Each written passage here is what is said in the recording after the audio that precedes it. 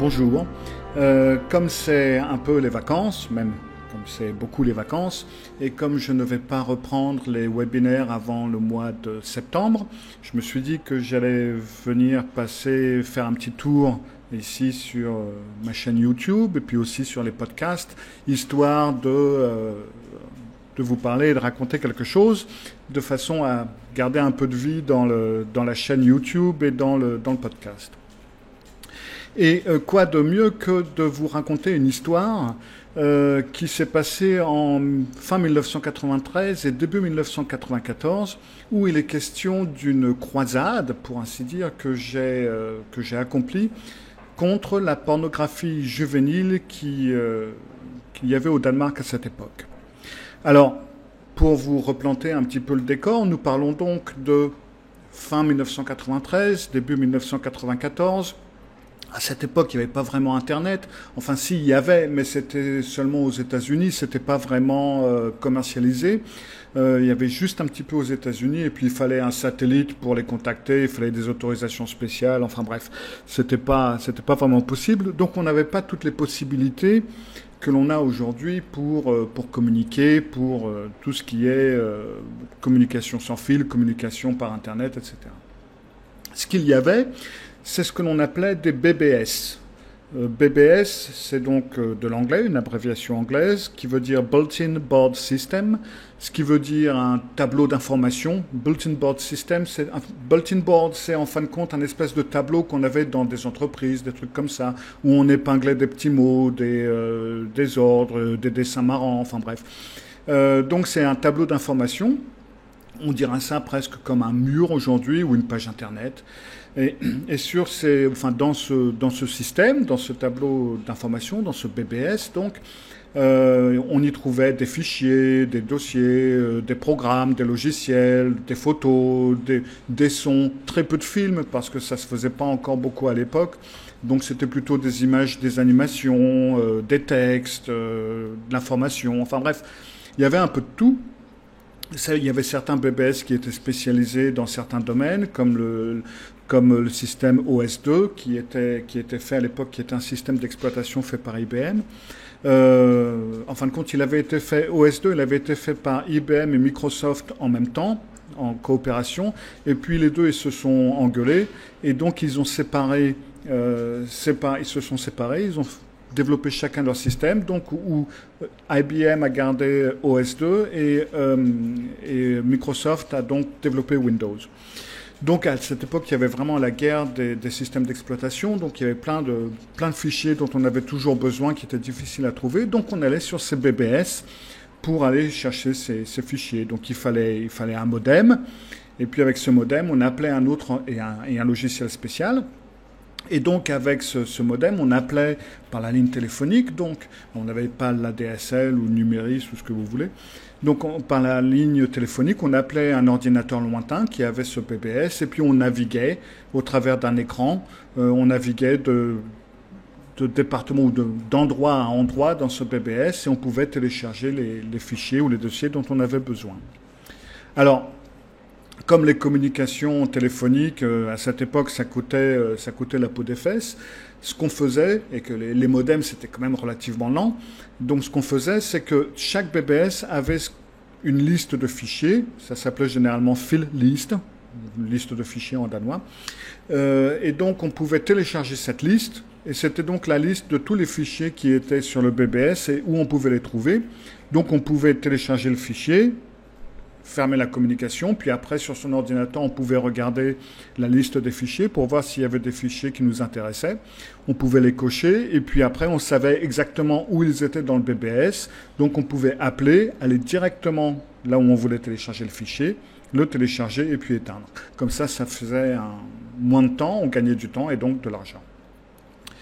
La plupart des BBS avaient ce qu'on appelle une partie membre, c'est-à-dire qu'on avait, si on arrivait dans la partie gratuite, on pouvait télécharger plein de petits logiciels ou de petits programmes qu'on pouvait trouver un peu partout. Mais si on voulait trouver des jeux ou si on voulait trouver quelque chose de plus sérieux, donc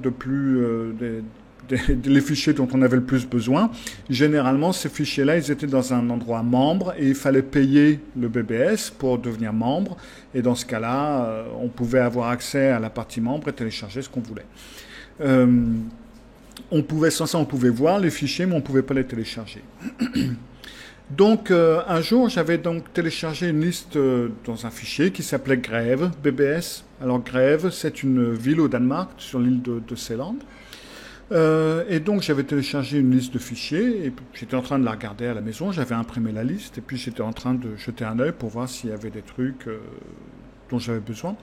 Alors, à cette époque, j'étais beaucoup sur mon ordinateur. C'était après un accident que j'avais eu qui m'avait presque coûté la vie et qui m'avait fortement handicapé. Ça, j'en parle dans mon livre Croire en demain, le tome 3, le dernier tome, qui va paraître d'ici peu parce que je viens de finir de l'écrire. Donc ça, si vous voulez en savoir plus, vous avez qu'à lire le tome 3. Mais donc, j'avais eu un accident et donc à l'époque, on avait une cave toute aménagée. Et donc, dans cette cave, j'avais mon cabinet à l'époque, que je venais de commencer. Et puis, donc, j'avais mon ordinateur avec le modem. Et donc, j'étais en train de me rééduquer au travers de différents logiciels ordinateurs que j'avais pour remonter la pente, parce que ça avait été très sérieux. Et donc, c'était par rapport à ça que j'étais en train de regarder, donc que j'étais allé sur ces différents BBS, parce que je bidouillais toujours des trucs informatiques. Et donc, j'avais téléchargé le fichier de Greve BBS. Comme beaucoup de BBS, il y avait bien entendu des photos porno. Alors ça, je ne téléchargeais pas parce que j'étais un saint, mais parce que tout simplement, ça coûtait très cher de télécharger les photos, parce que ça prenait du temps. Et ça, j'en avais tout simplement pas les moyens à l'époque. Et donc je jette un œil rapide sur la liste des fichiers. Bon, ça c'est du porno, donc je passe. Donc je commence à feuilleter. Et là, tout d'un coup, il y a un truc qui retient mon attention. Et c'est l'âge. Parce que dans tous ces fichiers, il y avait donc le nom du fichier, il y avait sa taille, la date du fichier, et puis il y avait une petite description de ce que contenait le fichier. Comme ça, on savait ce qu'on allait télécharger. Et donc, pour les photos, c'était donc une description de la photo. Et là, il y avait l'âge des acteurs, et là, je vois 11 ans, 13 ans. Je dis, attends, là, j'ai du mal à voir. Donc, je regarde, et puis alors là, il y a vraiment la description. Première fois que 2 filles de 13 ans voient une bite, ou une fille de 11 ans chevauche son père. Enfin bref, des descriptions de ce genre-là. Au premier abord, bon, c'est vrai, je savais que ça existait, mais c'était la première fois où j'étais confronté directement à ce genre de choses. Et ça m'a vachement surpris. Alors au départ, je me suis dit, bon, c'est des conneries, c'est une nana de 18 ans ou de 20 ans qui est habillée comme une petite fille de 13 ans, quoi. Enfin, je veux dire, c'est pas possible qu'il y ait ce genre de truc à télécharger comme ça. Donc, je vais en avoir le cœur net. Je paye pour devenir membre, parce que ça, c'était bien entendu dans la partie membre. Et je télécharge 2-3 photos. Et c'est bel et bien des photos d'enfants qui d'ailleurs me donnent l'impression d'avoir moins de 11 ans, mais enfin ça je peux pas être sûr, mais qui me paraissent vraiment très très très jeunes. Et ce sont vraiment des situations sexuelles, même pas, enfin je veux dire c'est même pas, c'est évident et c'est dépeint très crûment. Donc en fin de compte je savais pas trop quoi faire de ça. Donc ce que j'ai fait à l'époque, je m'en souviens très bien, c'est que j'ai éteint mon ordinateur puis je suis allé au lit parce que j'étais un peu sonné. Toute la journée qui a suivi, j'ai continué à y penser. Je me dis quand même c'est quand même incroyable qu'il y ait ce genre de truc. Enfin bref, je me sentais mal, j'étais pas très bien. Et je me décide donc à en parler vers le soir. Vers le soir, je me décide à en parler à mon ex-femme. Enfin bon, elle n'était pas mon ex-femme encore à cette époque-là, c'était ma femme. Mais donc c'est devenu mon ex-femme depuis. Et donc le soir, donc je lui dis, écoute, en allant sur un BBS, voilà, je lui explique un petit peu le topo. Et donc, elle, sa réaction, c'est « Oh la vache, c'est dégueulasse !» Et puis en plus, de toute façon, c'est sûrement dangereux, ce genre de truc. Alors, tu vas effacer les fichiers et puis tu vas plus jamais téléphoner à ce truc. Tu n'en parles plus, tu téléphones plus là-dedans. Ouais, je lui dis, mais enfin, bon, je veux dire, c'est quand même des enfants qui sont... Ah oui, justement, c'est pour ça que c'est dégueulasse. Et donc, ça, tu effaces et tu n'y vas plus. On n'en parle plus. Mais moi, ça me mettait mal à l'aise, ce truc-là, parce que si j'avais rien vu, bah oui, j'aurais parfaitement pu le faire, logique. Mais maintenant, moi, j'avais vu ce genre de truc, je savais que ça existait, je l'avais constaté de visu, et je ne pouvais pas, tout simplement, éteindre mon ordinateur, effacer les fichiers, et puis faire comme si de rien n'était, parce que dans ce cas-là, je participais, j'avais une partie de responsabilité. Il y avait quand même des enfants qui étaient blessés. Et si je faisais rien, en quelque part, j'étais un petit peu coupable. J'étais en tout cas responsable en partie de ce qui se passait. Encore une fois, j'ai eu une grande discussion avec mon ex. Comme vous le verrez si vous lisez Croire en demain, c'était plutôt la règle qu'on avait toujours des discussions, on n'était pas d'accord du tout sur certains points très importants. Et donc je me décide, je dis bon ben écoute, moi je suis pas d'accord, je peux pas vivre avec ça, je ne peux pas ne rien faire, donc je contacte les flics. Alors je téléphone à la station centrale de Copenhague, là où est ce qu'on appelle la station centrale, où ça pourrait correspondre un petit peu au quai des Orfèvres à Paris, un truc dans ce genre-là. Et puis donc, j'appelle. Je commence par me présenter. Bonjour, je m'appelle Cyril Malka. Alors que j'étais sur un BBS, j'ai trouvé des photos de pornographie juvénile. Le flic me répond, ah, ouh, ah, ah là là. C'est quoi un BBS? Bon, alors me voilà donc en train de lui expliquer ce que c'est qu'un BBS. Et puis donc, je reprends l'histoire. Et puis il me dit, bah oui, mais là tu m'as dit que ça s'appelait Grève BBS, n'est-ce pas? Je lui dis, ouais.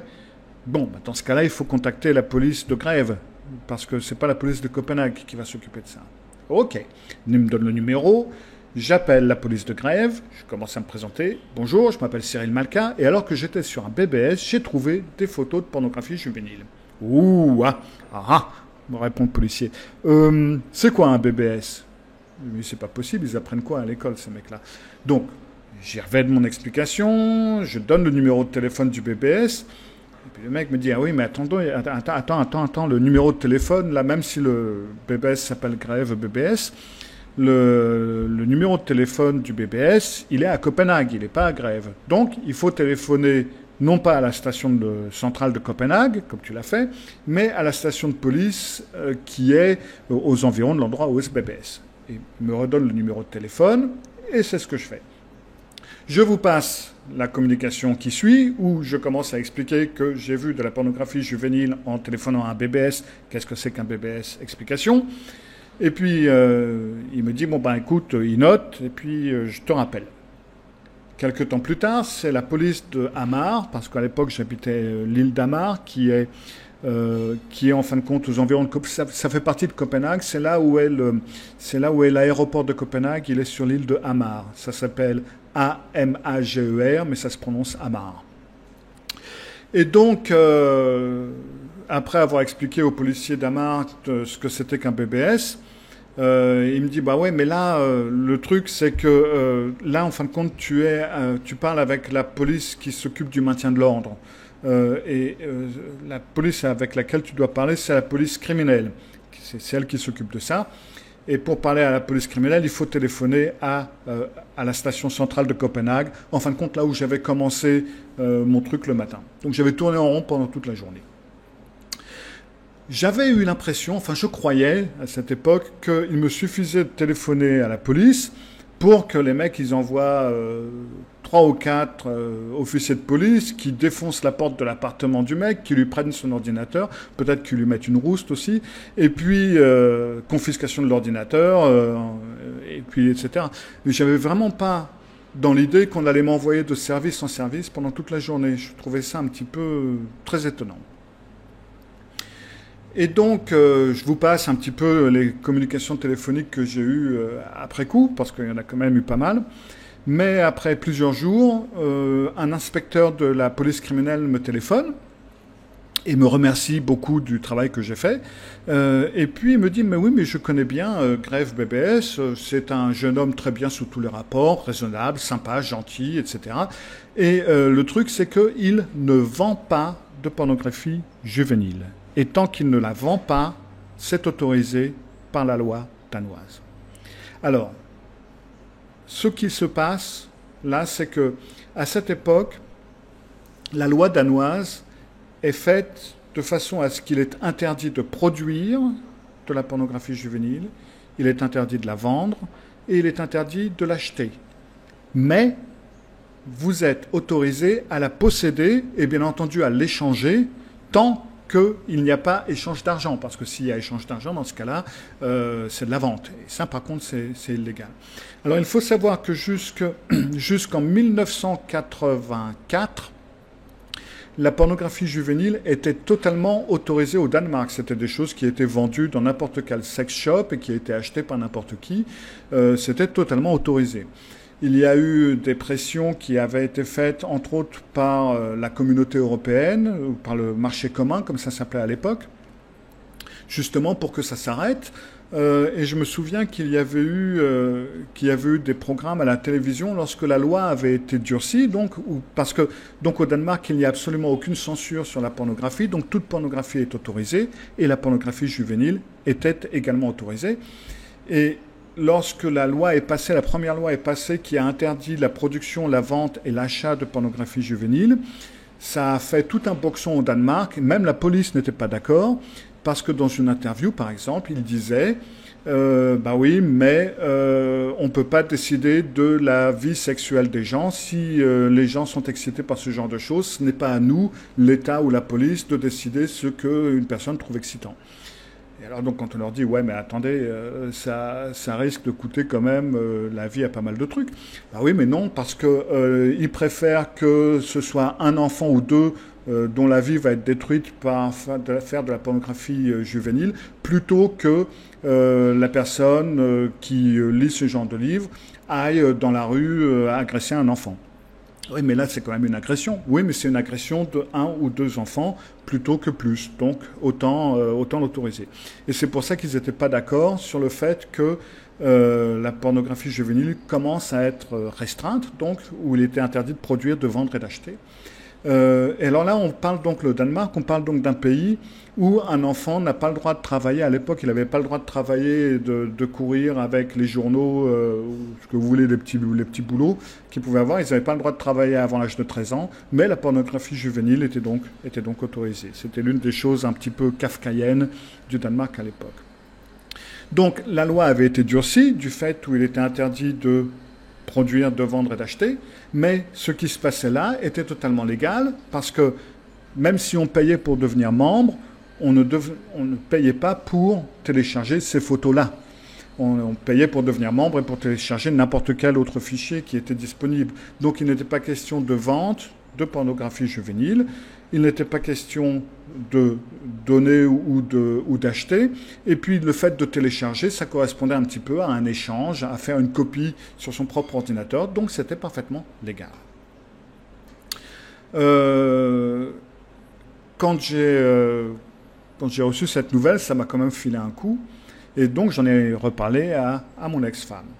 Bon, bah, mon ex-femme, elle m'a dit, bon, bah voilà, maintenant tu as fait ce que tu as pu, c'est la vie, c'est comme ça, oui, c'est un scandale, mais on peut rien y faire, et puis, comme c'est la loi, c'est comme ça, et donc, c'est bon. Et moi, je lui dis, bah non, je suis désolé, si c'est la loi, eh ben, il va falloir changer la loi, parce qu'on peut pas laisser ce genre de choses arriver sans rien faire. Alors, elle est partie dans la cuisine en regardant le plafond, en faisant nom de la tête, en soupirant.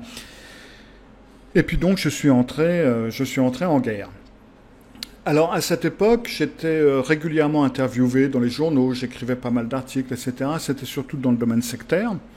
Donc, je connaissais pas mal de journalistes dans les grands journaux copenhaguois. Et puis, je connaissais aussi et les journalistes et les rédacteurs, etc. J'en connaissais pas mal. Donc, j'ai commencé par écrire deux articles de fond qui se ressemblaient un petit peu, mais qui voyaient un petit peu la chose sous deux angles un petit peu différents. Et puis j'ai commencé par téléphoner aux différents rédacteurs pour leur demander si ça les intéressait.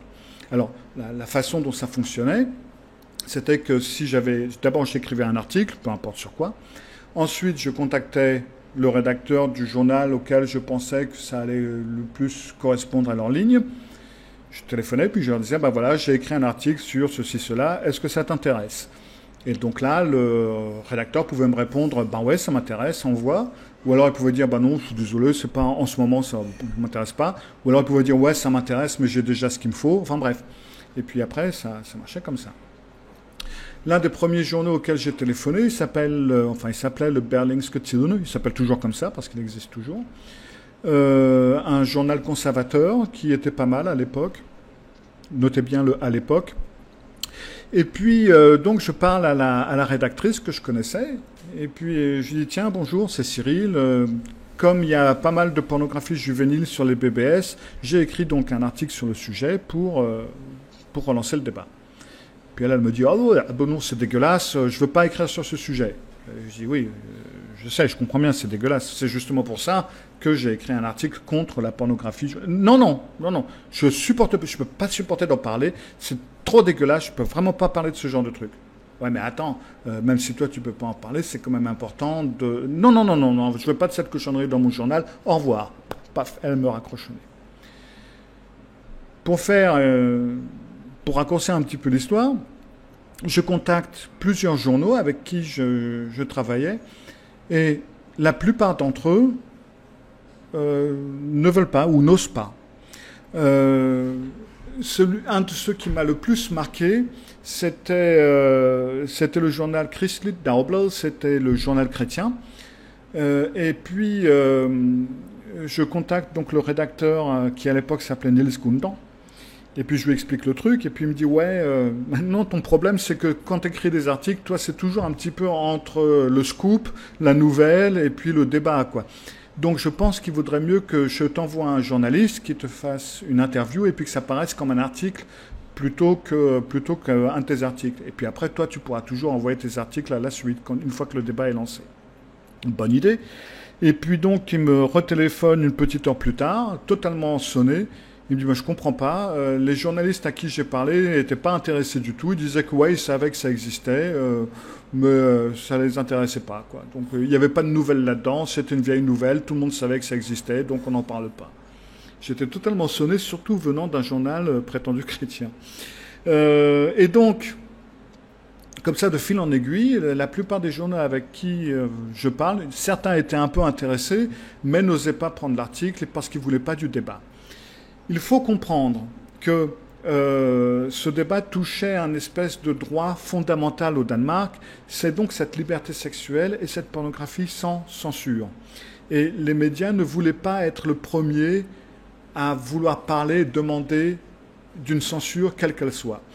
Le ministre de la Justice à l'époque avait lui-même dit qu'il ne voulait pas se mêler de la sexualité des gens, il ne voulait pas légiférer sur la sexualité des gens. Et donc, aucun journal n'osait tout simplement lancer le débat parce qu'aucun d'entre eux ne voulait être le premier. Donc, en fin de compte, là, j'étais dans une impasse, ça avançait pas. Maintenant, on va passer un petit peu à un sujet un petit peu plus politique parce que c'est ce chemin que j'ai donc employé. Alors, au Danemark, on n'a pas de président, on a un Premier ministre. Il y a on a aussi une reine, mais la reine, c'est seulement pour faire joli. Enfin, elle a même pas le droit de vote, elle a rien à dire. Et donc, tous les 4 ans, on vote pour le Parlement, qu'on appelle Folketing. Et dans ce Parlement, il y a 179 places. On peut voter pour une personne ou on peut voter pour tout un parti. Et donc, c'est le premier en tête de liste qui aura les voix. Et puis donc les places sont attribuées, le nombre de places est attribué d'après le nombre de votes pour chaque parti. Il y a très peu de partis qui ont eu la majorité absolue. Ça a toujours été des coalitions, aussi longtemps que je m'en souvienne. Bon, je sais que j'avais appris à l'école qu'il y a eu quand même des gouvernements qui ont eu la majorité, mais ça fait bien longtemps et très très longtemps. Mais généralement, c'est plutôt 3 ou 4 partis qui se mettent ensemble, qui donc font la majorité. On a le bloc rouge et le bloc bleu, qui est donc la droite. Et puis, ils font des coalitions comme ça, plus ou moins solides.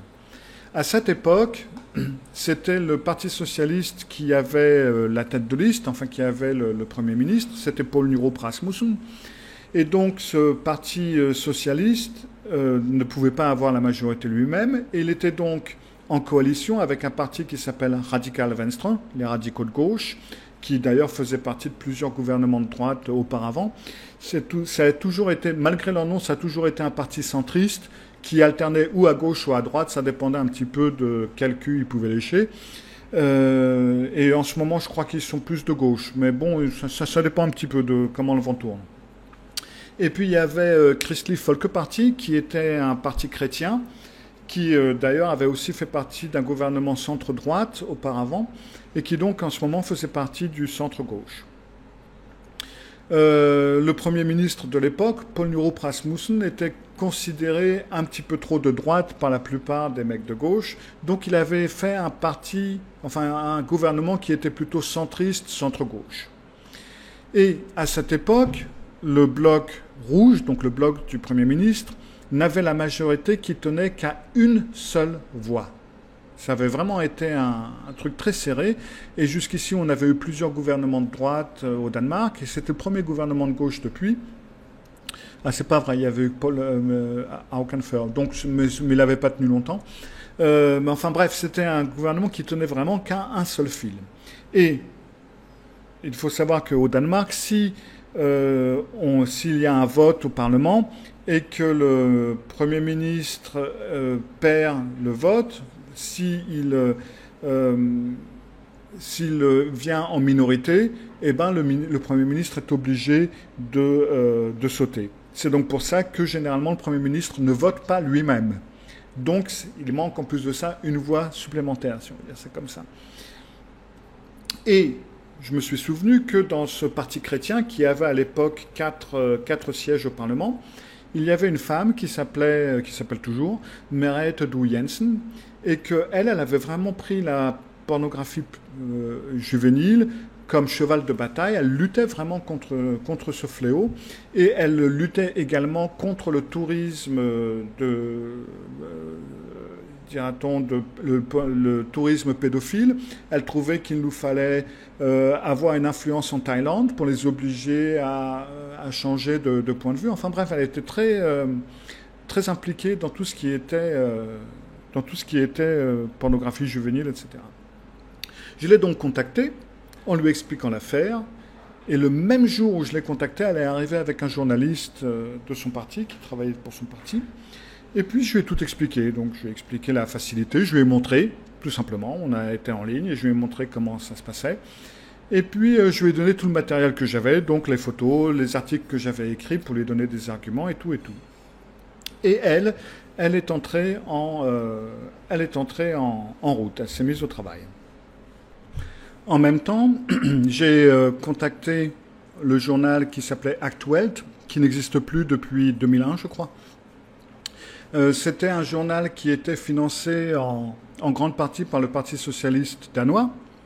Et donc, je pensais que c'était important de les contacter, du fait où c'était quand même, à l'époque, le Parti socialiste était donc le parti qui était au pouvoir, et qui était quand même le parti le plus grand à cette époque-là. Et donc, j'ai contacté le rédacteur, que je connaissais aussi, et je lui ai proposé mon article en lui disant, voilà, écoute, garde-le bien au chaud, parce que d'ici peu de temps, il va se passer des trucs. Donc, il a gardé l'article au chaud, et donc, Merete est donc entré en action au Parlement, a commencé à créer le débat, armée avec les différentes photos, les articles que je lui avais donnés et tout. Elle a fait un foin du diable, et donc le Parlement, avec le bloc des chrétiens, a donc décidé qu'il allait falloir changer la loi, parce que c'était tout simplement inadmissible. Et donc, presque automatiquement, pas heureux, donc celui qui était rédacteur à Actuelt me recontacte en me disant « Ouais, super ton article, etc. Est-ce que je peux l'imprimer tout de suite maintenant, parce que c'est maintenant que ça arrive, quoi, il se passe des trucs. » Et bien entendu, donc l'article est sorti. Il a paru donc le 14 février 1994. Et puis tout d'un coup, d'autres journaux m'ont contacté. Et donc j'ai eu plusieurs premières pages à cette époque-là. Et le journal chrétien m'a recontacté après un certain temps, me demandant une interview, et par contre, je leur ai pas donné. Puisque, comme je leur ai dit, apparemment, c'était pas une nouvelle pour vous, ça vous intéressait pas à cette époque-là, et c'était vraiment, il y avait absolument rien de nouveau. Eh ben, je n'ai pas envie trop de vous donner des interviews. Et je n'ai pas donné d'interview à Christlieb Daubler pendant plusieurs années après ce coup-là, parce que j'avais vraiment pas apprécié.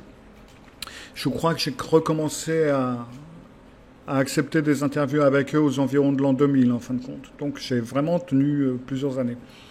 Et puis, donc le Parti chrétien a voulu, enfin a dit que si le gouvernement ne voulait pas changer la loi, ils allaient voter contre le gouvernement, donc avec le bloc de droite, parce qu'il fallait que la loi change. Donc tout d'un coup, le ministre de la Justice a changé d'avis. D'après lui, oui, il valait mieux faire... Enfin, lui qui pourtant ne voulait pas légiférer sur les envies sexuelles des gens, tout d'un coup, il s'est dit, ouais, en fin de compte, on va quand même légiférer sur la pornographie juvénile.